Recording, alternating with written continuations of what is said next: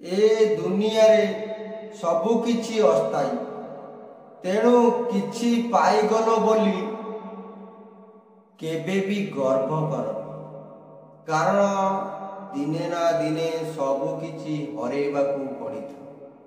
नमस्कार मोटुकु भाई आज सुचरिता आरंभ करिया पूर्व दयाकरी मो वीडियोटी को लाइक सब्सक्राइब शेयर करने को भूलिबे। सबु बेले हसिबा शिख कारण हस हेउची सबुठारु शक्तिशाली अस्त्र जा शत्रुर कठोर ओ निष्ठुर हृदय मध्य पराजित करिता। कहार हृदय भांगी क्षमा मागिबा बहुत सहज किंतु निजर हृदय भांगिला परे अन्य को क्षमा करिबा बहुत कष्ट।